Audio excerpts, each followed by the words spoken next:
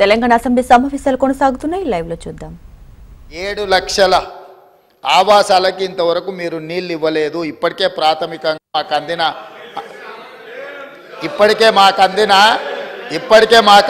మాకు అందిన సమాచారము కాబట్టి అధికారిక లెక్కలు మీకు ఇస్తాము. ఎందుకంటే మీరు తప్పులు చేసి ఆ చేసిన తప్పులను ప్రజలు గుర్తించి ప్రజల్ని మిమ్మల్ని శిక్షించినా కూడా మీరు మారడం లేదు. సో ఆ దేవుడు మీకు ఒక మంచి ఆలోచనను కలిగించాలని మేము కోరగలం, ప్రార్థన చేయగలం. ఈ పక్క నుంచి ఇంకా మేము చేయగలిగింది ఏముంది అధ్యక్ష?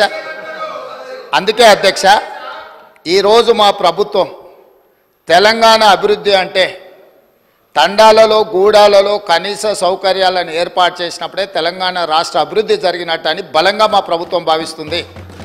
అందుకే తండాలలో గూడాలలో విద్యుత్తు సమస్య పరిష్కారానికి, విద్య సమస్య పరిష్కారానికి, ఆ తండాల నుంచి మండల కేంద్రాలకు కనీసం ఒక్కటైనా బీటీ రోడ్డును ఏర్పాటు చేసే సమస్య పరిష్కారానికి, మండలాల నుంచి జిల్లా కేంద్రానికి మిగిలిపోయిన డబుల్ రోడ్లు ఏవైతున్నాయో వాటిని పూర్తి చేయడానికి, జిల్లా కేంద్రాల నుంచి హైదరాబాద్ నగరానికి 4 లేన్ రోడ్స్ వేయాలని ఈ రాష్ట్రంలో ఎక్కడైనా ప్రతి వాడికి ఒక మంచి రవాణా సౌకర్యం ఏర్పాటు చేయడం ద్వారా ఇవాళ పేదవాళ్ళు కష్టపడి వాహనాలు కొనుక్కుంటున్నారు. కానీ సొంత ఊరికి పోవాలంటే రోడ్డు ఉండడం లేదు. సైకిల్ మోటార్ల మీద పోయి గుంతలలో పడి కింద పడి భార్య పిల్లలతో పోతూ ప్రమాదానికి లోనై చనిపోతున్నారు. దీనికి కారణం మనం సరైన మౌలిక వసతులు ఏర్పాటు చేయకపోవడం.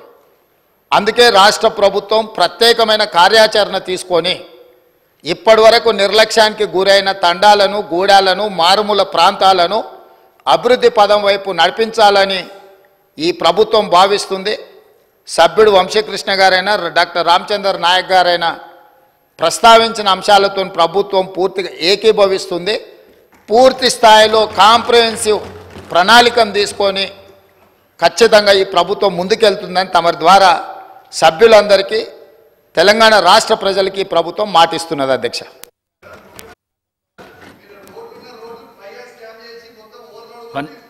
పంచాయతీరాజ్ మినిస్టర్ గారు.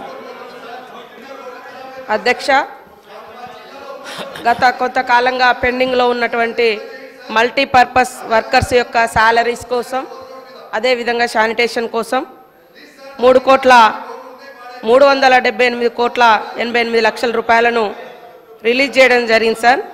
అదేవిధంగా మరి శాసనసభ్యులు ఎవరైతే రామచందర్ నాయక్ గారు, ఐలయ్య గారు, వంశీకృష్ణ గారు చెప్పినట్టుగా చాలా మారుమూల తండాలలో గ్రామాలలో మరి ముఖ్యమంత్రి గారు కూడా గుర్తించి చెప్పినట్టుగా రోడ్డు రవాణా సౌకర్యం కానీ, విద్యుత్ కానీ, విద్యా వ్యవస్థ కానీ సరిగా లేనటువంటి మాట వాస్తవము.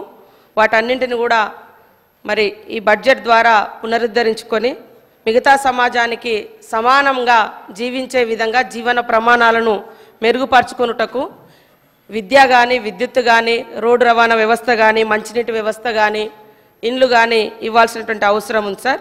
తప్పకుండా ఈ యొక్క బడ్జెట్ ద్వారా వాటిని పరిపూర్తి చేస్తామని తెలియజేస్తూ ఉన్నాము. అదేవిధంగా రెవెన్యూ గ్రామాలుగా మార్చుటకు సంబంధించి కూడా సంబంధిత రెవెన్యూ శాఖతోటి మరి ప్రభుత్వం కూడా ఇన్వాల్వ్ కావాల్సిన అవసరం ఉంది సార్. ఎప్పుడో ల్యాండ్ సర్వే 1936లో ఎప్పుడో అయింది సార్.